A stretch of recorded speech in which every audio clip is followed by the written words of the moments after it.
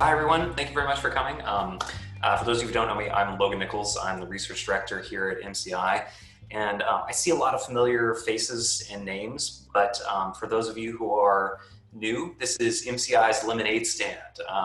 And it's been a way that we tried to make lemonade out of the lemons of 2020 and try and bring together people in the male contraceptive community. And that means the research community, that means the broader public, and try and communicate issues around male contraception that we think kind of fly under the radar sometimes. And we think that can mean, research and development, very specific scientific aspects. It can also mean things like market research, or in the case of what we're going to talk about today, some of the less considered ethics of male contraception. So kind of tangential issues that we think add to the conversation and bring about a holistic understanding. I should note that we are recording today, and the video from this webinar will be up on our YouTube channel soon. So please feel free to share with any of your friends and colleagues who couldn't make it. Everyone's been muted automatically on joining, but we will have a Q&A session later where you feel free to unmute yourself and we can get some questions going. But before we do that, I'd like to tell you we're here to talk about specifically today the concept of shared risk in contraception. And how we should really balance that concept of do no harm with methods of male contraception that may come with some kind of health risk, but don't mitigate any risk of pregnancy in the user. So again, I'm Logan Nichols, and the rest of my co-authors you probably see they're on the top row for me. I hope they are for you as well. Together we wrote an article about this concept of shared risk.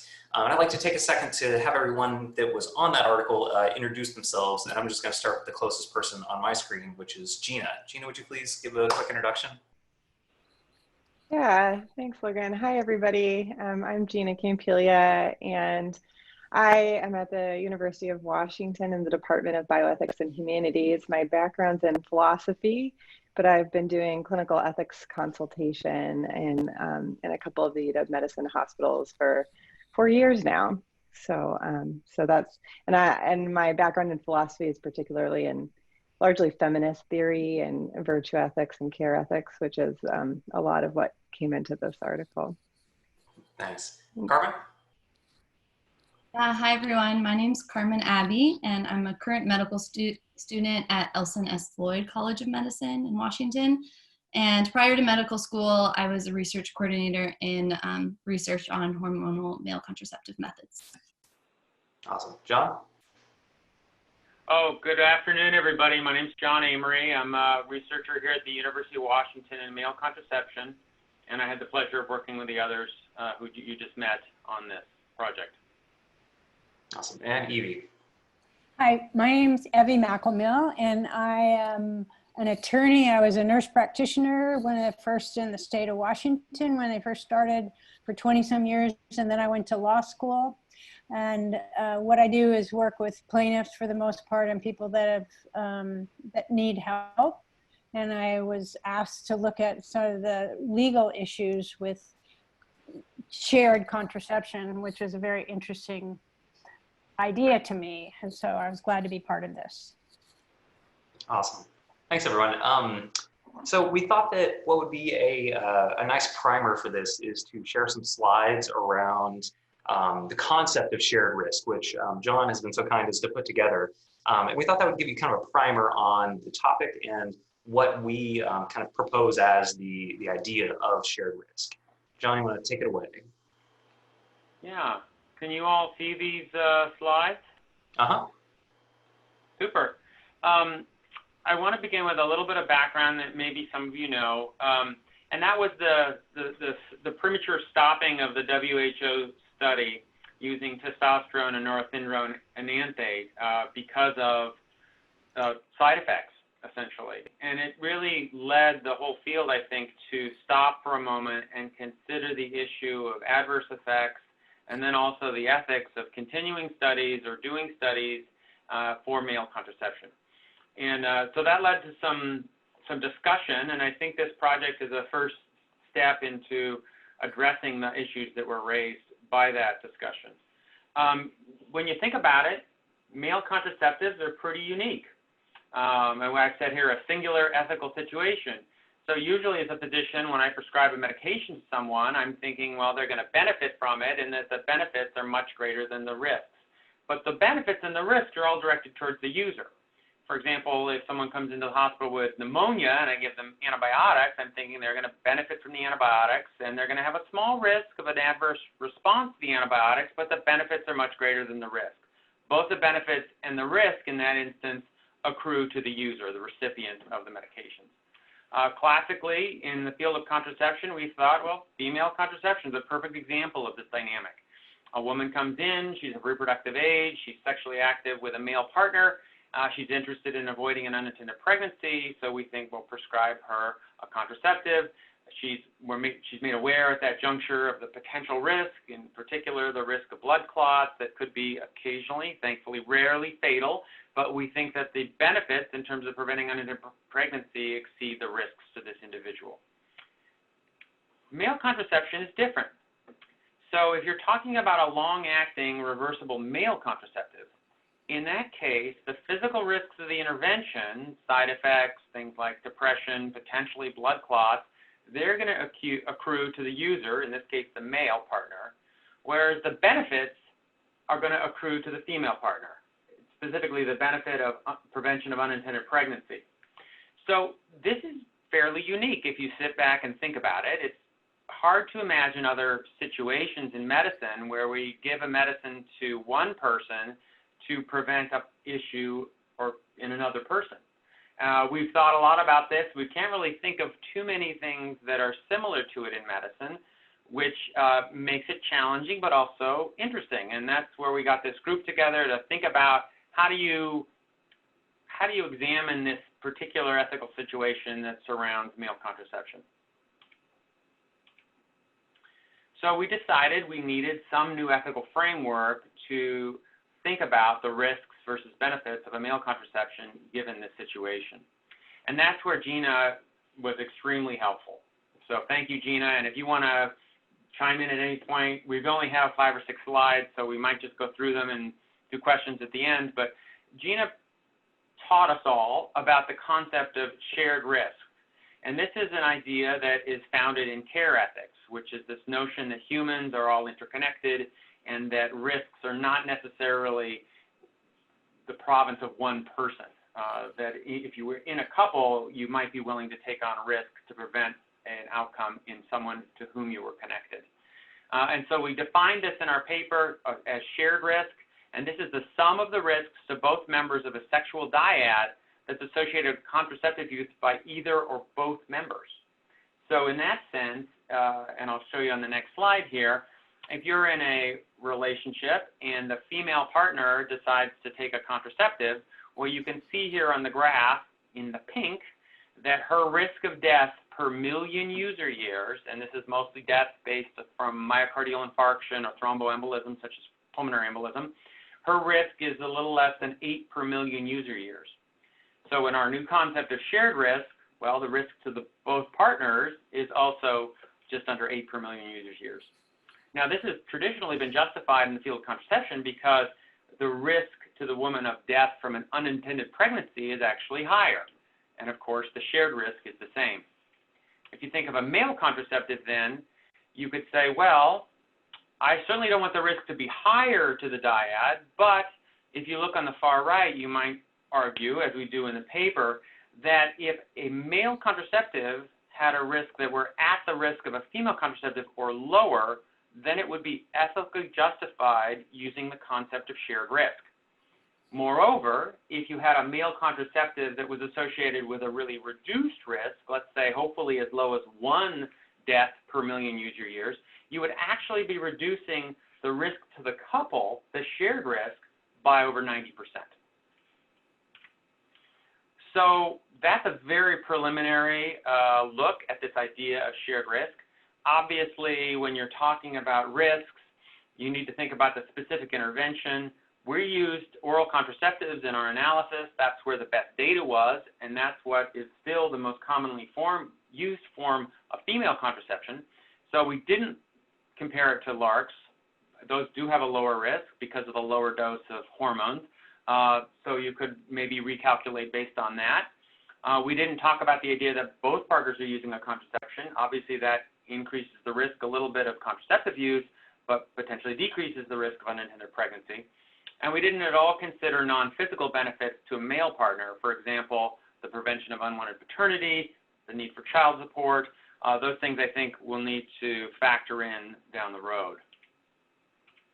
So last slide here, the notion of this idea of shared risk that the group came up with is that a male contraceptive that is very low risk of death to the man may be ethically justifiable as long as the overall risk to the couple or the shared risk is reduced.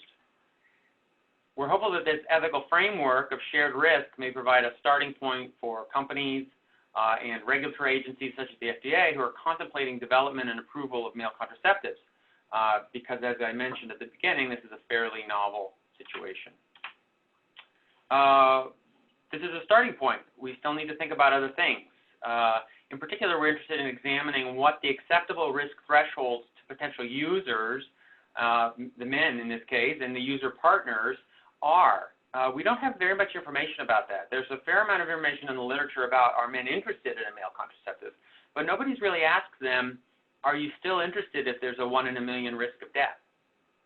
What if you also knew that a woman had a higher risk of death from using a contraceptive? And how that impacts men's decision-making and what they would be willing to accept, I think, is unknown. And then also I'd be interested in talking to men about whether or not non-physical risks or benefits may change their calculation in terms of what's an acceptable risk to them and to their partners. With that, I just want to, again, thank this work group. I've been involved in this field for a long time, and I have to say this was one of the most fun projects just because I learned a lot about things I didn't know very much about, and that's largely thanks to the co-authors. And I also want to acknowledge our colleagues at the NIH, Dan Blythe and Min Lee, who've been helping us a great deal. So thanks for your attention. I'm looking forward to some discussion with the group. Awesome. Thanks, John. So, you know, as moderator, I'm kind of wearing two hats here, and I have some questions that I'd like to bring up before we open it up to the audience. But if you're in the audience and something does strike you now or during this discussion, feel free to type something in the chat box, or when we open it up here in a little bit, you can raise your hand, whatever, and I'll call on you and we can ask a question live. So we're going to take turns, unlike the debate where everyone just sort of talked over each other?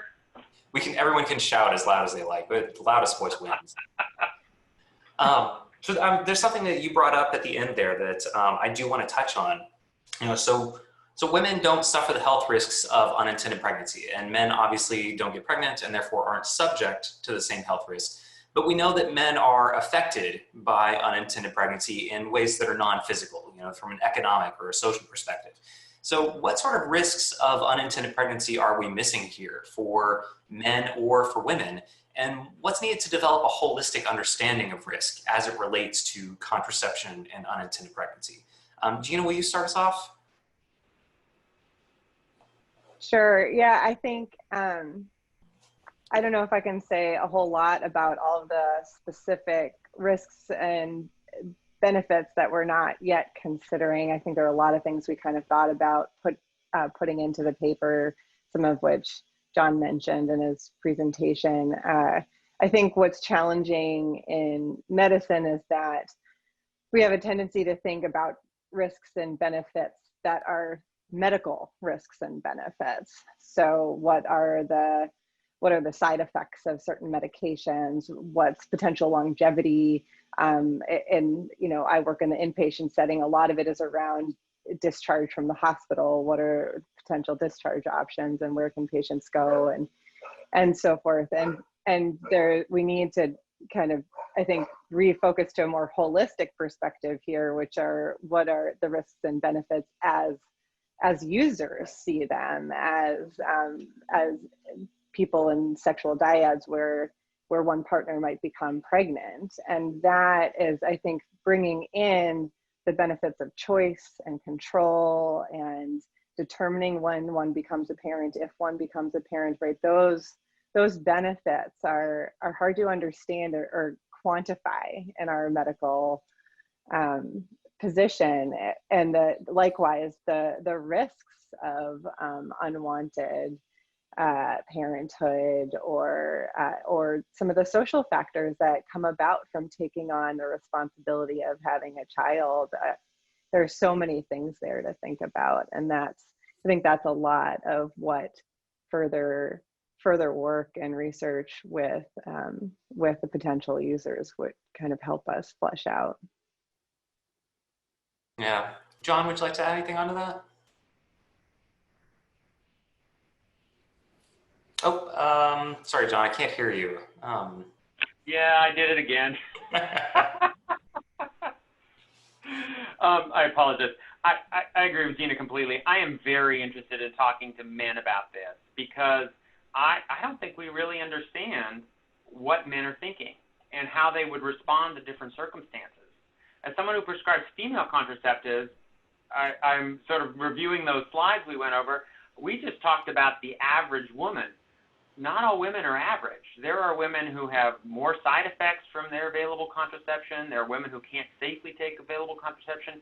I think if a man in a situation like that would have a very different perception of what was acceptable risk to himself than a man, whose partner didn't have those things. So I think there's a lot of work to be done here to think about what is acceptable risk to men, and then also acceptable risk to regulatory agencies and to companies. I'm glad we're having this in part because I think that it's time to start that discussion. Mm-hmm. Yeah, I think the word risk, it carries so much weight. You can think about financial risk, you can think about risk in drug development, you can think about health risks, but all of these things kind of squished together in one ball. It's hard to put any one single measure that evaluates all of those things at once. Carmen, do you have any thoughts on risk and what sort of factors of risk that we're missing? Yeah, one thought I had, which I think is kind of interesting, is the idea or psychological risks, and how there is actually a fair amount of research currently for maternal risks in terms of increased maternal depression when a pregnancy is unplanned, but that kind of research hasn't really been done paternally. So I think that we both could really, there's a lot of room for future research in terms of paternal effects, or like the paternal aspect of unplanned pregnancy, or just pregnancy in general. But I think more research on that would also allow us to better incorporate mental health risks into the equation. Mm-hmm.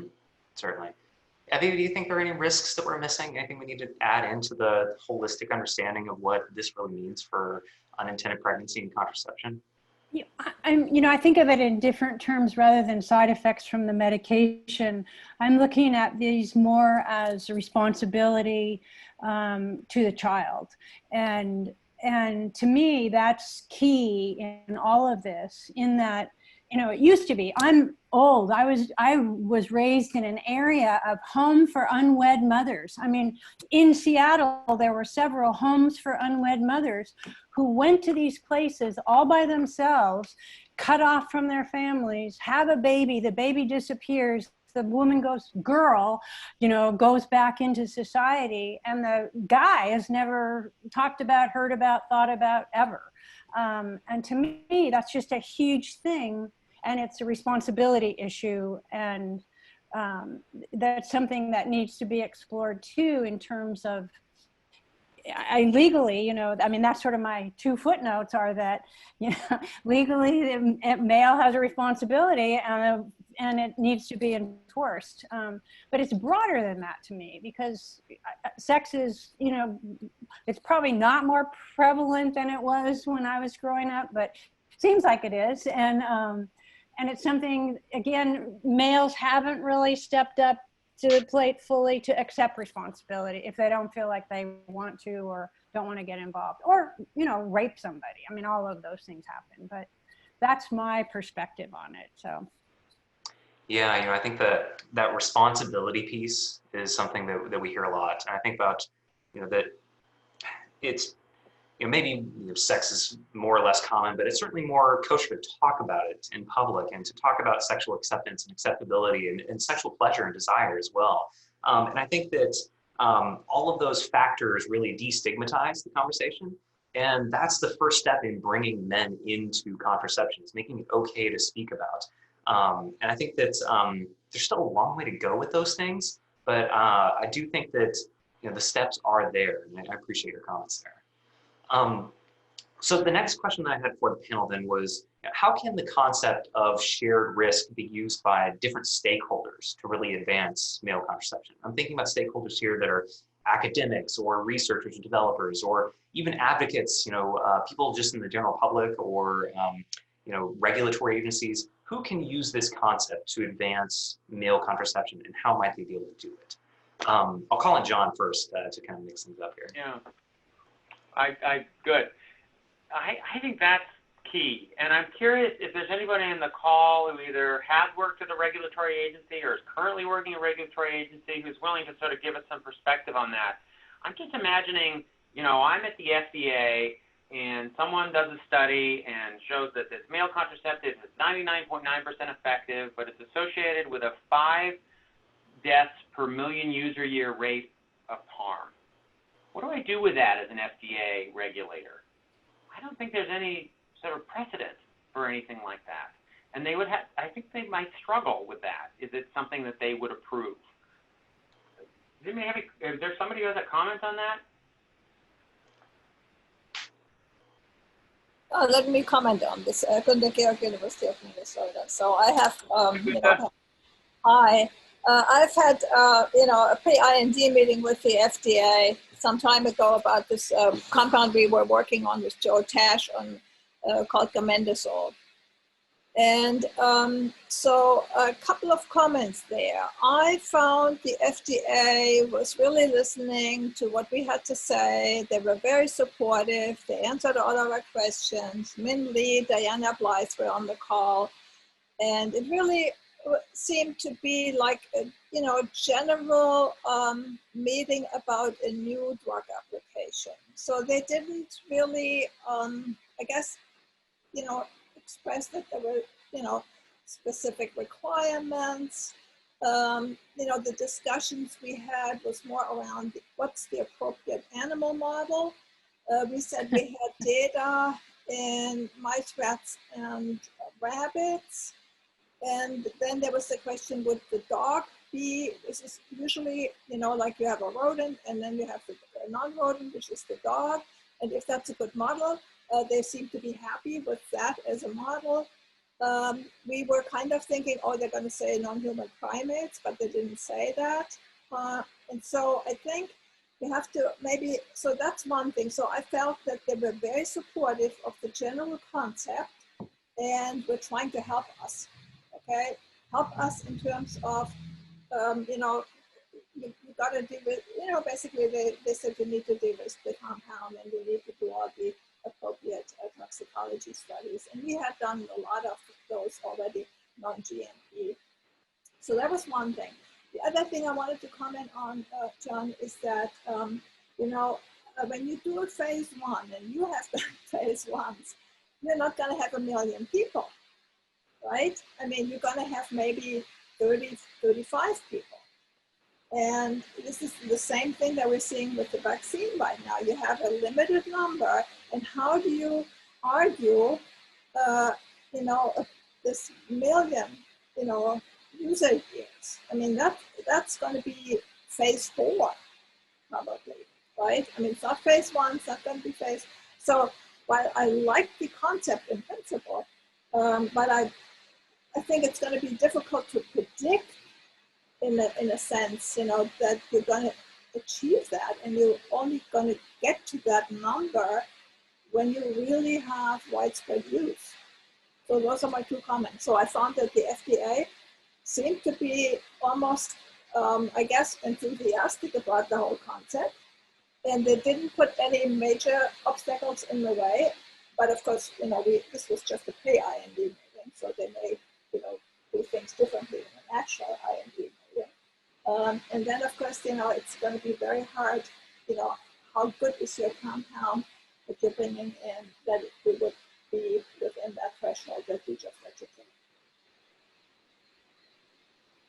Yeah, thanks, Kunda. I appreciate those comments. And that's something that, the regulatory realm around male contraception still seems murky. And that's something that I think, this could help to understand things more. But I also think that and this is kind of speaking off the cuff a little bit, I think the FDA is also kind of waiting for something to land with them before they really give a lot of guidance. And I think that's something that we'll, as a field, have to tackle as it comes. Carmen, do you have any input on how shared risk can be used by different stakeholders, just kind of across the spectrum? Who can tackle this idea and use it to advance male contraception as a concept? Yeah, my first thought, pretty similar to what John was saying, but just the idea of establishing a precedent and going forward in clinical trials when we're looking at adverse events and potential side effects. There's not really an outline for how to interpret how much risk is too much risk and what are we basing that off of. So I think really diving into this issue, it would be great to have a more concrete outline, so it's perhaps less subjective, or that it can kind of be like normalized across the board, I think would be really great. Mm-hmm. So can I say something? Yeah, go ahead, Steve. Mm-hmm. So I think one thing you're all kind of dancing around is that 65 years ago when the female birth control pill was approved, the regulatory landscape was way different than it is today. People had trust in government. They had trust in the FDA. We didn't have this vaccine resistance stuff going on. The whole psychology now really makes it a steep uphill battle for anything because things are not approached with a positive attitude. They're being approached with skepticism, extreme skepticism, and frequently by people that do not understand what statistical inference means. And Gunda said it well in that it's going to take a long time to get the data set that was available for female contraceptive pills.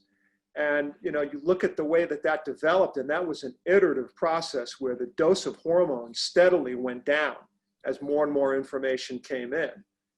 And so it was very, very clear what the nature of the problem was, which was that the dose was too high, and that then ultimately what happened, but when it get beyond phase 4 or whatever you want to call it, it became very clear that certain women had elevated risk relative to the average woman. I have one question. Can you hear me? Uh-huh.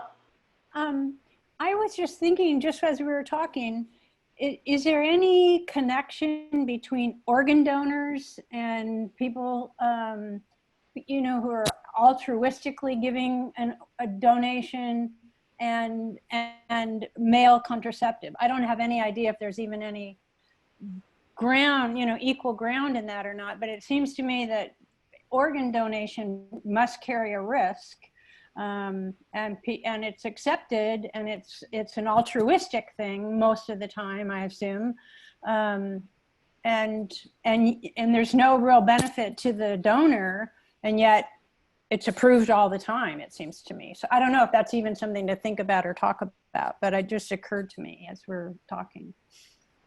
Yeah, that's a very good point. John, Gina, do either one of you guys want to take that one on? Well, Gina's the expert here, so I'm going to let her answer that. We did think about that as a model, but I'll let Gina respond. Yeah, we did think about, I think we tried to think about a few different models in ethics where, it's not always just individual risk and benefit. A lot of public health ethics has to do with assessing risk and benefit for more than just one person at a time. And organ donation is also a good example of that. The interesting, and I think there's room to do a deeper comparison here. The interesting differences we found were that with organ donation, there are two key differences. One is that the organ donor is not in any way responsible for the condition of the organ recipient. So there's a difference there. And also what you mentioned about the risks and benefits of an unintended pregnancy for the non-pregnant partner are also more substantial in many ways than the risks and benefits of an organ donor. Not that there aren't risks and benefits for organ donors, but they relate typically primarily to the procedure. depending on who they're donating to, right? If it's a family member or something like that, there are different benefits. But an altruistic donor who's not donating to a family member may not ever have contact with this person. And so there's that benefit in the sense of doing something altruistically, but that's very different than the benefits of preventing unintended pregnancy, which all of this is kind of revolving around, we have this tendency in our society to separate men from the responsibilities of pregnancy and the benefits and risks of pregnancy. And here we're trying to pull those closer together. And I think it is closer in terms of contraception than in terms of organ donation. It's easier in some ways to stitch them together, to think about the responsibility and their benefits and risks differently in that setting. It's much more of a shared risk than an altruistic endeavor. But arguably, if we justify the altruistic endeavor, we should be able to justify this shared responsibility, this shared risk. Mm-hmm. Thank you. Yeah. So I wanted to ask, Gina, I want to ask you, since this is somewhat related, how do you think then this framework affects the autonomy and the authority of women when we're considering contraceptive decision making? Yeah, this has been one of the most challenging pieces of some of the work I do. So a lot of, I have a tendency towards relation-based ethics or models of ethics, and on those models, we see people as fundamentally relational or interrelational, which means that our standard conceptions of autonomy as individuals making choices for themselves gets muddled and gets kind of thrown for a loop here. And that is particularly challenging for feminists who have fought for so long and continue to fight for women, especially now, to have autonomy over decisions about their own bodies. And so the challenge, I think, as a feminist scholar is to balance ensuring that autonomy over what happens to women's autonomy over what happens to their bodies against the need for equity and responsibility over pregnancy. And so we have to shift the responsibility so that it's not only or mostly women's responsibility. And that can get tricky and sometimes misinterpreted. I think what we're trying for is it's not equal responsibility or equal rights, it's equity and responsibility and rights. And what that means is that different bodies are different. So the non-pregnant partner is going to have different responsibilities and different rights, and the pregnant partner will have different responsibilities and different rights. And so what we're trying to do is bring the non-pregnant partner's responsibilities and choices and rights up to an equitable level, and that doesn't mean the same. And so I think that's what we have to be really cautious of as we move forward, is that key difference between equality and equity here. Mm-hmm. One thing that we think about sometimes is, in the end, let's just pretend that male contraceptive is out there and in the world. How do these sort of products get counseled for? Do they go to an OBGYN? Do couples get counseled together? And I have this question for Carmen, especially being in med school. How do you think providers and physicians need to adapt for male contraception as it arrives and counsel both members of the couple in a way that still protects agency? Yeah, I love that question. I think, so my first response, generally speaking, is just really including men in the equation of parenthood, more so both medically and culturally, which we've kind of discussed a little bit so far.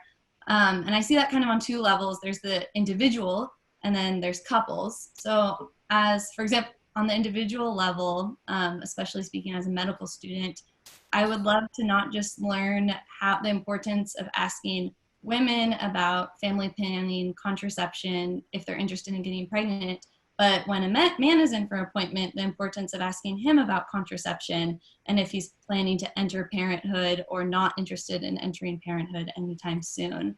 And I think the importance of having those conversations, regardless of ability to physically get pregnant or not, is really important medically and also socially in terms of who we assume has the responsibility of parenthood. And I think even just those small conversations in the doctor's office can start to create a cultural shift in terms of like, oh, I'm getting asked about pregnancy, or if I'm interested in entering parenthood soon, this is something that's important to me, even if I can't get physically pregnant. And I guess how I would apply the same idea to couples is I think the idea of couples coming in together to talk about family planning is kind of I like the idea in terms of de-individualizing medicine a little bit, and this idea that like we can approach medicine within the greater context of people's lives, and that family planning might have to be a discussion to have among 3 people, both partners and their physician. And then I think that really sets the scene for introducing conversations about male contraception and talking about if you want to take male contraception, female contraception, both together, and then assessing those risks within a couple, within a greater discussion versus just individually. Mm-hmm. John, I know you have, so John has to leave here in just a couple of minutes to get back to Clint, but I want to give you a chance to see if you want to add anything onto that. And then I also wanted to, kind of bring up the idea of personal risk tolerance among men. Do you think that when counseling men and women together for contraceptives, you'll be able to evaluate what someone's personal risk tolerance is when there are so many factors that go into the big squishy ball of risk? Squishy ball of risk. It's a very interesting concept, the idea of talking to couples together. I would tell you that very, very rarely happens in my experience. I deal mostly with men in the men's health clinic, and we do a lot of consenting about contraception, but it's almost always about vasectomies. And we go through our usual consenting form for vasectomy. We talk about it as not really a reversible method. We talk about its efficacy. We talk about the potential side effects. The women or female partners, in my experience, have usually initiated the process or often initiated the process, but aren't really involved and don't really come into the visits. What they are interested in is 3 months after the procedure, seeing that the sperm count is now 0. So maybe it would be better to have everybody there in the office at one time, but it doesn't seem like that's currently what's done. It would be good. Maybe with Zoom we can start doing more of that. That would be optimal, I think. I think we may need something like that for a male contraceptive, really, so that the female partner can feel part of the process. One of the really exciting ideas that's emerged in the field over the last decade is this idea that with certain methods of male contraception, the man could actually monitor himself at home using one of these home kits that are now available, and there's various brands that I won't bore you with. But the idea is the man could actually be monitoring his sperm production over time. And I think that's the kind of thing that when we talk to women about this informally, for example, in the setting of our contraceptive studies where we share the men's seminal fluid results with them, the female partner is thrilled when the net number is 0, as you might imagine. And that's the kind of involving couples that I think would be optimal over time. And maybe a new feature, maybe male contraception will drive that kind of change in our healthcare delivery for contraception, hopefully. Sorry.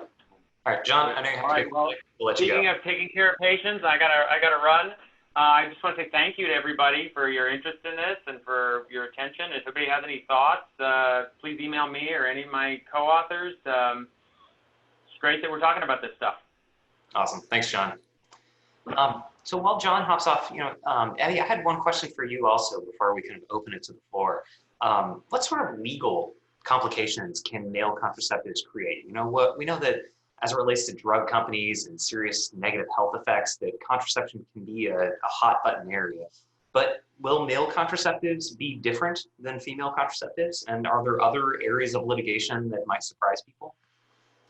Well, in litigation, you can sue a manufacturer for a faulty product. I mean, that's sort of it's a product deficit or some problem with the product that you can sue a manufacturer for. You could sue healthcare providers for failing to give proper information or warnings about medications. Those are the kinds of things with medication that come up in lawsuits throughout the whole system. But again, it's to me, it just seems that it's that child at the end that needs a parent, that does have there is a legal responsibility at that end that's clear and becoming clearer all the time as more and more counties and states are, making men accountable for half of a child, their portion of contribution to the child. So that seems more the legal issue to me than the actual taking of the medication, unless there's some real problems, unless there are side effects to the medication that people aren't warned about or told about. Those are really just what everybody does and everybody knows, I think, at this point. There's one issue that you have to consider, and some side effects only show up really when you have large numbers of people taking the medication. And I want to remind you of the thalidomide situation. I guess they weren't hiding anything, they just didn't do enough preclinical evaluation of their compounds to de-risk them and to look for teratogenicity. And then there was a lawsuit brought against Grünthal in Europe, and they had eventually, it took a long time, but eventually, they had to pay compensation to the victims, right? So that's, I guess that's not easy, not an easy situation, right? Well, it's kind of like what we see right now, with looking for other preventative medications for things like the flu, like the coronavirus is the medication that they're developing for. It requires, you can't just jump in with, giving it to 100,000 people all at once. But I mean, that's pretty standard all the way through, and they do make mistakes and they have unintended side effects in different drugs. And that's a pharmaceutical issue, obviously, that once you decide to do a drug, then you need to have small groups to start with and expand them and expand them and expand them until you can make sure that the risk is not greater than the benefit by a big margin. So let me just throw in one other thing. Logan, you may remember the workshop we had that we organized in San Francisco. And there was, and I had not known this before, that for certain types of vaccination development, if there are major side effects that are appearing, there is some government program that will, I guess, take over the cost of compensation of the victims rather than the company that's developing the vaccine. And so that at the workshop was suggested as a potential model for a male contraceptive. I don't know how realistic it is, but I had never heard of this program before and thought this was a very, I guess, interesting suggestion to consider, for such a, I guess, a drug, or a potential male contraceptive drug. Logan, you were there, right? You heard it.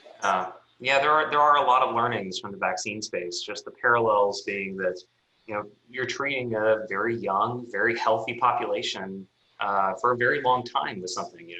In the case of a male contraceptive, it will probably be not an acute treatment. It'll probably be systemic and ongoing. And I think that we can learn some things there. And I think the next step will be to find how we can translate those learnings in the male contraceptive space and what's realistic and what's not, especially at this early stage.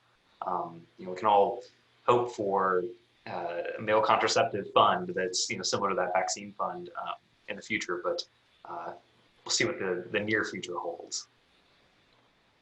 I'd love to open up the floor to the audience if anyone has any questions for the panel. Anything is open. For the whole topic of shared risk or in male contraceptives in general. Does anybody have anything they'd like to bring up? So let me bring up one thing. So I guess I have a P50 Senate grant from NICHD for the development of male contraceptive agents. And we had our external advisory board the last 2 days. And there was one item, one point that I hadn't really sort of very much considered. Jennifer Barber from the University of Michigan does the behavioral research in our center, and Sharon Saslock from Penn, who's our advisor. And so they had some conversation about, you know, who would be taking this contraceptive agent, and they focused in on adolescents, and said, you know, that would be also really a population that would greatly benefit from something like this. And, you know, there you don't necessarily have this partner situation. There's some young person, a young man who wants to be sure that he's not impregnating anybody. And what they also talked about, which I found really interesting, was, you know, you need to talk to the mothers about that.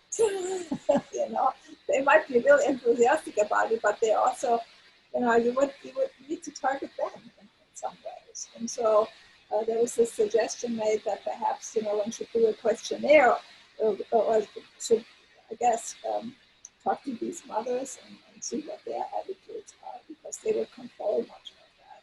So that's something that I hadn't really sort of thought about.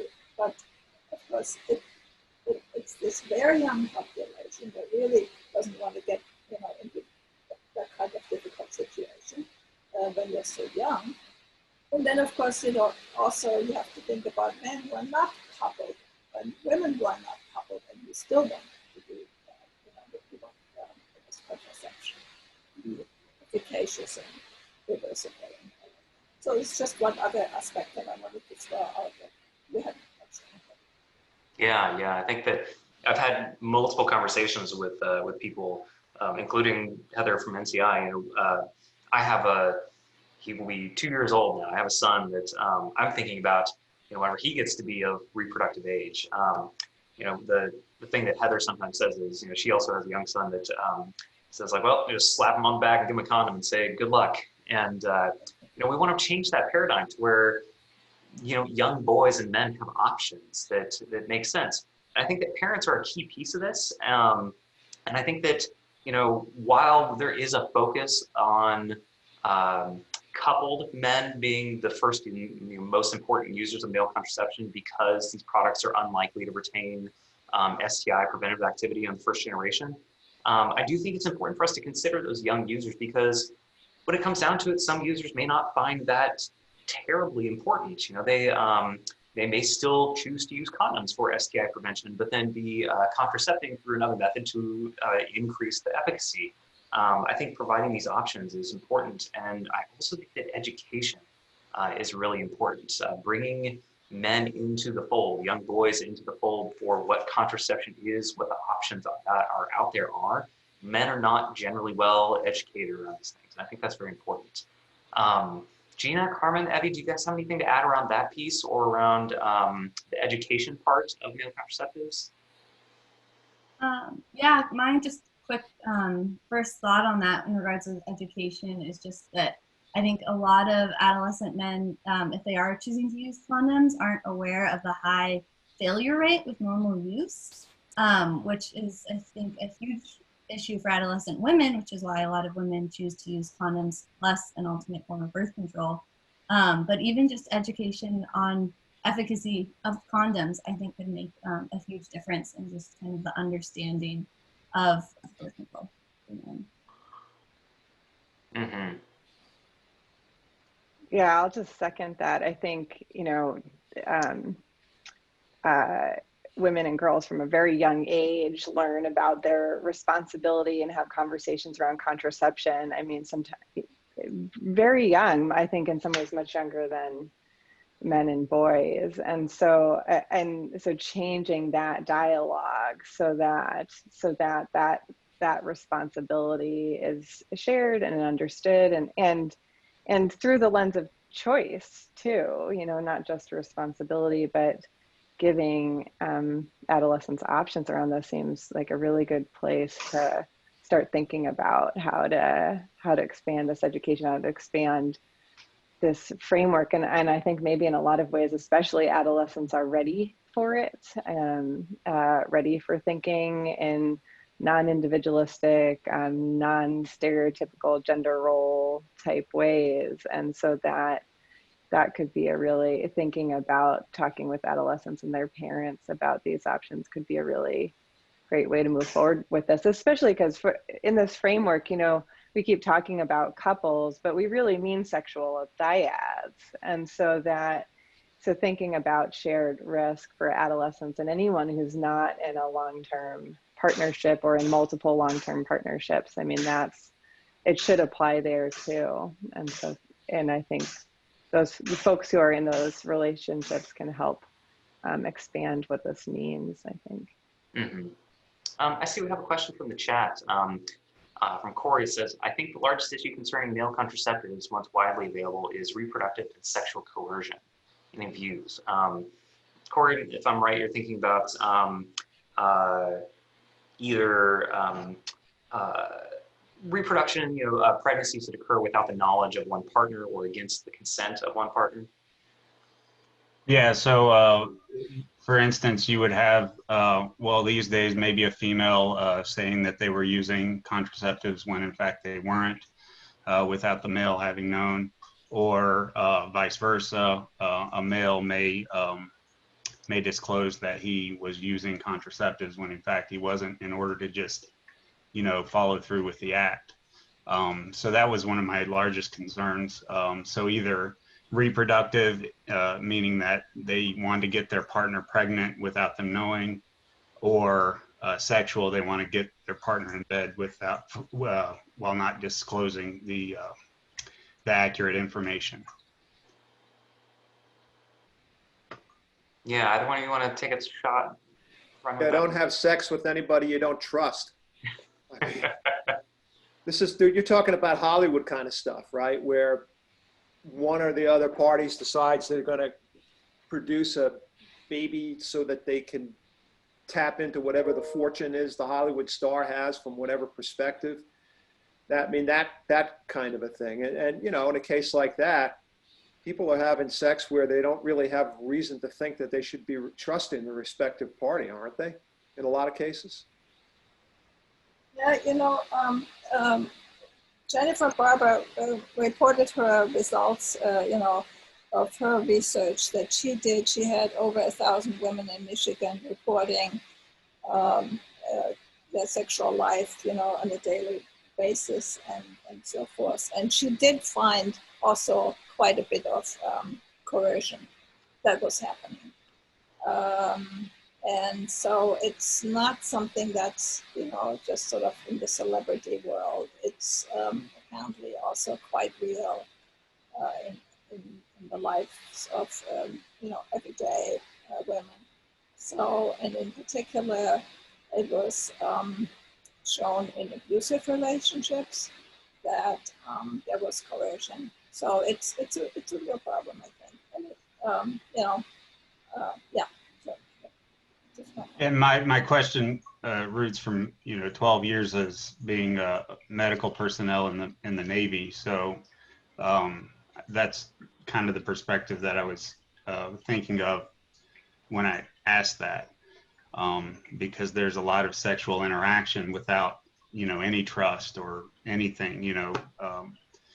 There's just a lot of that going on everywhere. So a lot of times trust isn't even a factor. The person who's using a contraceptive just wants to know that it will work, and that at least their partner will disclose to them the appropriate information. But a lot of times some of these young males, they don't really think. They're young, they're 20 to 25 years old, and they're just getting out there and having their adventures and stuff. So that's kind of the perspective I'm. Awesome. Yeah, I mean, it's sounds like, yeah, this gets brought up a lot in a lot of different ways. And I mean, it seems to me like it's more reason for more choice and control from either end of the sexual dyad, right? So if you are not certain about your partner's use of contraception, then to be able to take that on yourself and make choices about that yourself is really important. It's also more reason for what Carmen was talking about in terms of counseling patients. It may be it's time to be thinking more relationally about how we talk to partners, whether whether it's a long-term partnership or not, and how we can bring people in together to think together about these sorts of things and about their contraceptive use and think out loud and openly about their intentions regarding parenthood. And so I think that's another piece of this that you can't really move forward with thinking about that aspect as well. Yeah. Mm-hmm. An awful lot of this has to do with the way kids are socialized in America compared to some more socially progressive countries in Europe. I mean, I've had startling conversations with people that I know, for instance, in the Netherlands, where they say, oh yeah, when I was growing up, I'd meet a girl and I'd bring her home for dinner, and then I'd tell my parents I'm going to take them upstairs and she's going to stay the night with me. And it was just the parents, weren't shocked or anything like that. That's just the way it happened. And oh, by the way, there's far less unplanned pregnancy in the Netherlands than there is in the US, because people are being really honest about their sex life. In so much of our country, you've got people that have children and they have certain ideas about how they're going to be raised, and particularly in ones that are very socially conservative, the children are raised under circumstances where, there's no expectation that they're going to have a sex life. The kids may feel differently. And that's frequent. And I remember kids when I was growing up that were like this. These were kids that acted impulsively, and they went out and they had sex, and they didn't have any birth control because that would require planning, and planning led to guilt and all of this other, stuff associated with it. So it's a very deep-rooted problem that ultimately comes back to frank discussions with children when they're raised up. And a lot of what we've been discussing this afternoon, I don't think would happen if people were just honest about their sex life, and they were honest with their children about their sex life, and they were willing to accept the fact that maybe their children are going to be a little different than them in their viewpoint on this. But that's asking a lot, particularly in our society. Mm-hmm. Well, I think Steve, you bring up an excellent point that, everything that we've talked about as far as attitudes and perceptions and understanding has been kind of with that US-centric viewpoint. And it's clear that we need more understanding of what men's tolerance of risk is and what factors go into risk, even from a United States standpoint. And that's not even considering what different cultural aspects are, or different regulatory agencies, or different pieces around the globe. So this is certainly a picture that has a lot more paint to fill in. I see that we're a little past 3 o'clock, so I do want to thank everyone for coming. I'll take a moment to thank our panelists again. This has really been a fantastic conversation, and I really appreciate the engagement and participation from everyone. You can find this recording up on our YouTube channel. We'll put it on our social media as well as our newsletter whenever we get it all processed and out there. And thanks so much for your time. Come back next time. We'll be back with more topics.